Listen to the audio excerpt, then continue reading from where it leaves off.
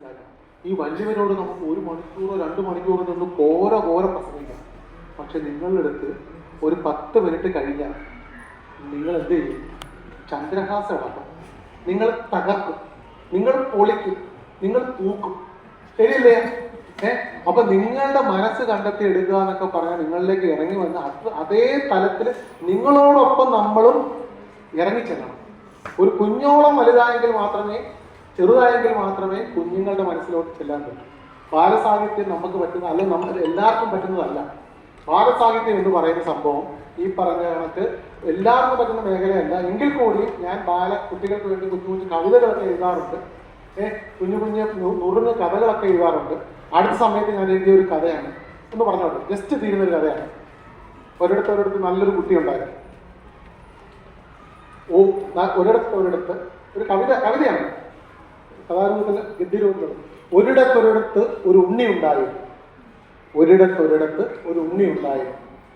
ഓടി നടന്ന് കളിച്ചു അവൻ, ചാടിത്തുള്ളി നടന്നു അവൻ, കുത്തിമറിഞ്ഞ് കളിച്ചു അവൻ, മുങ്ങാക്കുഴിയിട്ട് നടന്നു അവൻ, തോട്ടിലെ മീനിനെ കുത്തിപ്പിടിച്ച് ശ്വാസം മുട്ടിച്ച് കൊന്നവൻ. തോട്ടിലെ മീനിനെ കുത്തിപ്പിടിച്ച് ശ്വാസം മുട്ടിച്ച് കൊന്നവൻ. വീട്ടിലെ കച്ചിത്തുറുവിന് ചന്ദനത്തിരികൊണ്ട് തീയിട്ടവൻ.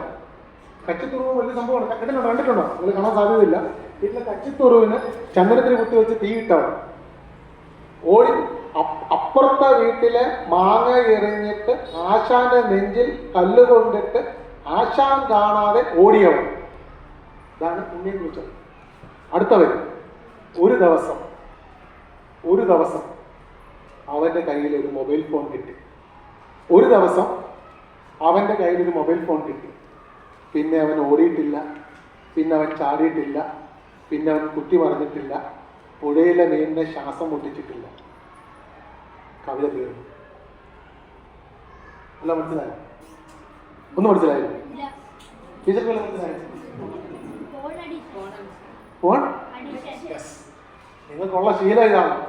പറമ്പിലൊക്കെ ഓടിച്ചാടി കളിക്കേണ്ട നിങ്ങൾ, ചാടി മറിഞ്ഞ് കുത്തി മറിഞ്ഞ് കഴിക്കേണ്ട നിങ്ങൾ, മാവി കല്ലെടുത്തെറിയേണ്ട ചിക്കു പട്ടി പോകുമ്പോൾ കല്ല് പറക്കി എറിഞ്ഞ് ഓട്ടിക്കേണ്ട നിങ്ങൾ ഇതൊന്നും ചെയ്യുന്നില്ല.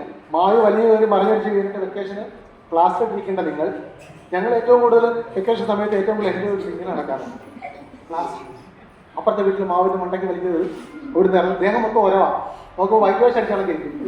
ബസ്സിനകത്തൊക്കെ പൊട്ടി അടിച്ചടിച്ചില്ലേ, ഇവിടുന്നെല്ലാം തൊലി അങ്ങ് പോകും, ഇങ്ങനെ ഇരിക്കും. അപ്പം ആ ഒരു ബാല്യകാലത്തെയാണ് നിങ്ങളിങ്ങനെ തോണ്ടി കളയുന്നത്. നിങ്ങളെ കുറച്ചുകൂടെ കഴിയുമ്പോണ്ടല്ലോ നിങ്ങളുടെ ഇത്രയും ഭാഗം കഴിഞ്ഞു, സത്യമായിട്ട് കഴിഞ്ഞു. ഞാൻ മേപ്പോട്ട് തള്ളി വിടുമല്ലേ, മൊബൈൽ തള്ളി വിടുമല്ലേ. അപ്പോൾ നിങ്ങളൊരു ഉണ്ണിയാവാതിരിക്കുക, നിങ്ങൾ പൊന്നോമനകളാവുക. ഓക്കെ, ചോദ്യം